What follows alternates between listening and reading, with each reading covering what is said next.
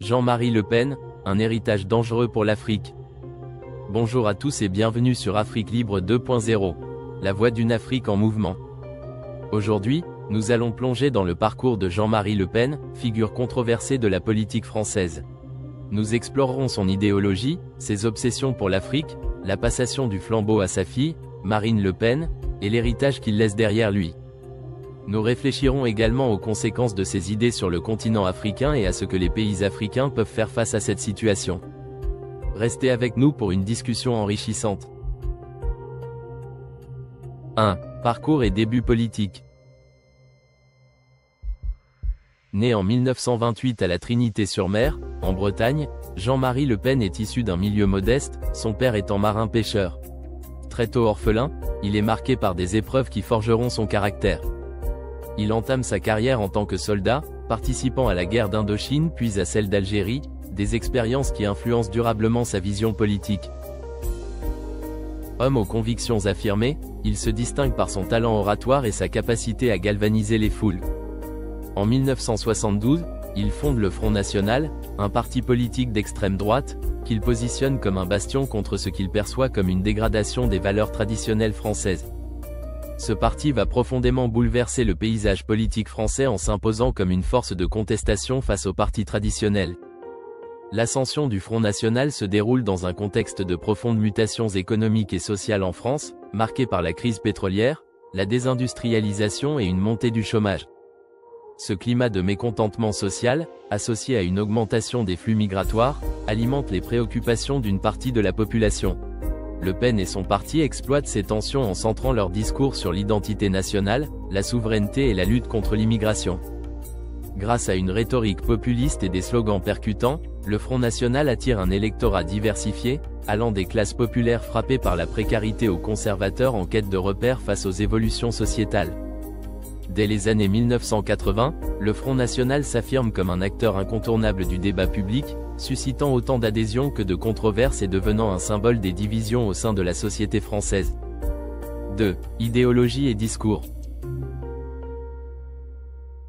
Jean-Marie Le Pen est connu pour son nationalisme virulent, caractérisé par une exaltation des valeurs traditionnelles françaises et un rejet des influences étrangères qu'il considère comme une menace à l'identité nationale.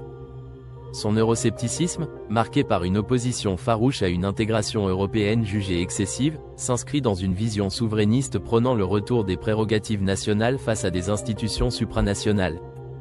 Ses positions sur l'immigration, souvent formulées de manière dégradante et polémique, ont régulièrement ciblé les populations issues de l'immigration, notamment en liant celle-ci à des problématiques telles que l'insécurité et le chômage.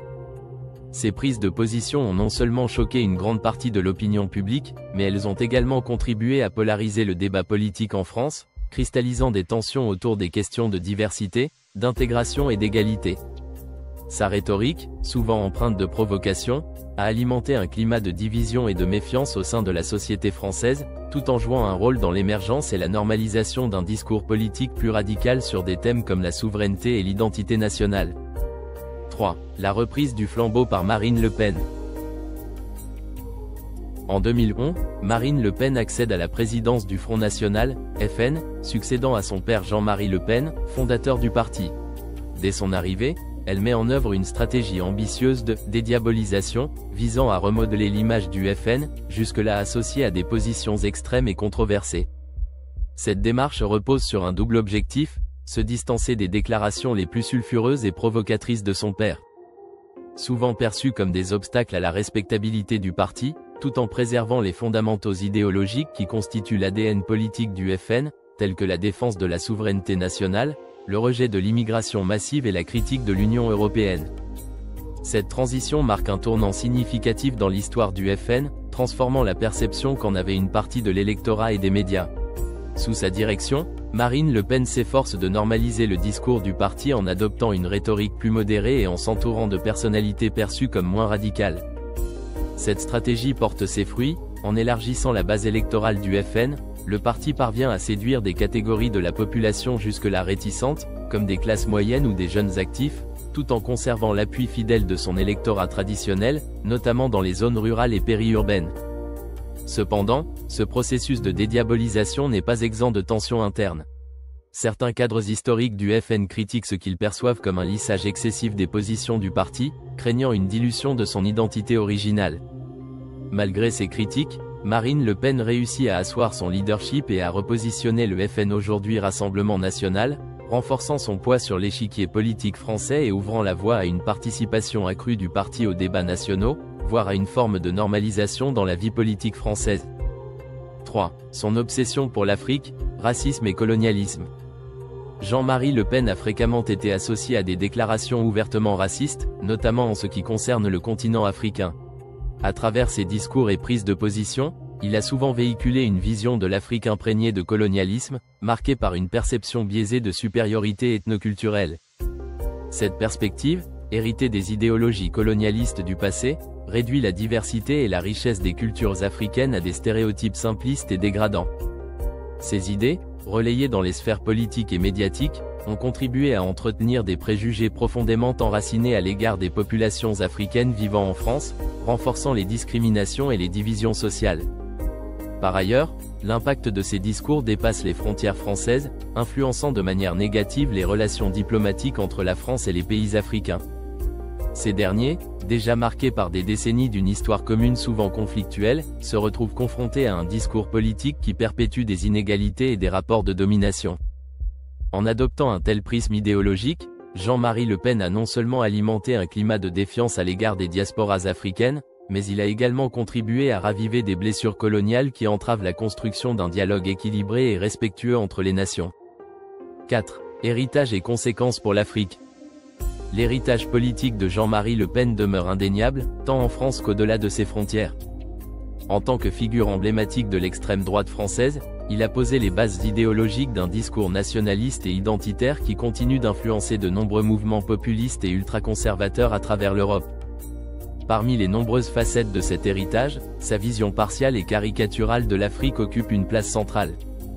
À travers des déclarations et prises de position imprégnées de colonialisme latent, Jean-Marie Le Pen a contribué à alimenter des stéréotypes péjoratifs sur les populations africaines.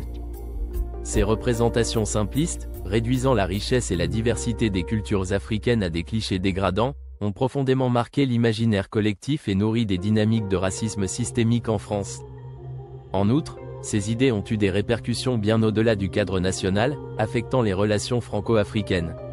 L'héritage colonial et les discours empreints de mépris ou de condescendance ont exacerbé les tensions entre la France et ses anciens territoires coloniaux, ralentissant les efforts pour construire des partenariats fondés sur le respect mutuel et l'égalité. Ces discours, en cristallisant des rapports de domination historique, ont contribué à raviver des blessures coloniales encore sensibles, rendant la réconciliation et la coopération internationale d'autant plus complexes.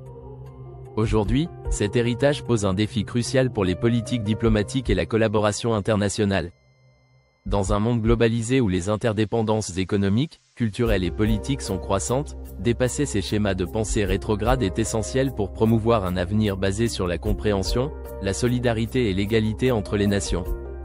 Cela nécessite un effort collectif pour déconstruire les stéréotypes, lutter contre les inégalités raciales et reconfigurer les relations internationales sur des bases équitables et respectueuses.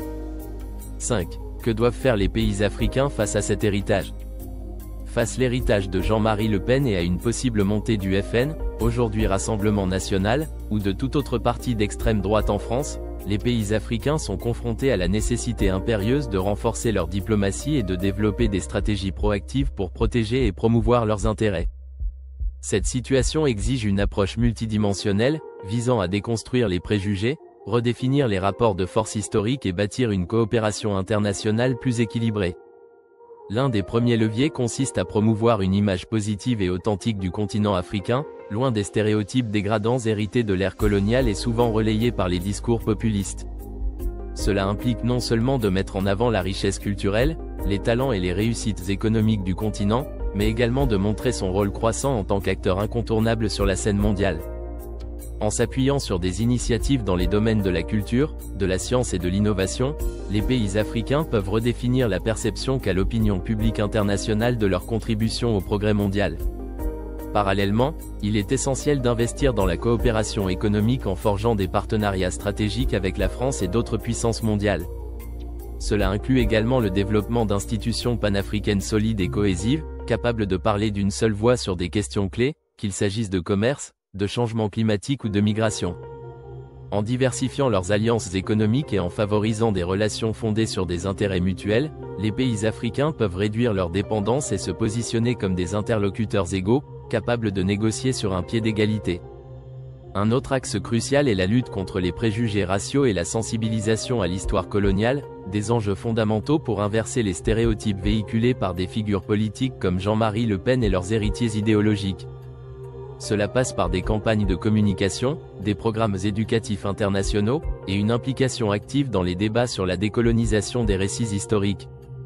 En s'appropriant pleinement leur histoire et en dénonçant les biais qui persistent, les pays africains peuvent participer à une relecture critique de la relation entre l'Afrique et l'Europe, en mettant en lumière les contributions africaines et les injustices qui ont marqué le passé.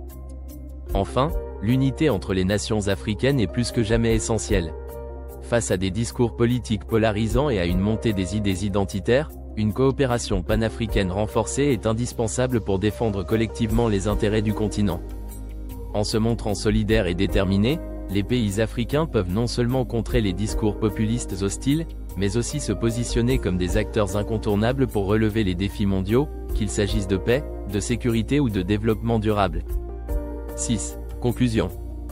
En somme, la montée de l'extrême droite en France représente un défi majeur, mais aussi une opportunité pour les pays africains de réaffirmer leur place sur la scène internationale, en misant sur la diplomatie, l'unité et la valorisation de leurs atouts.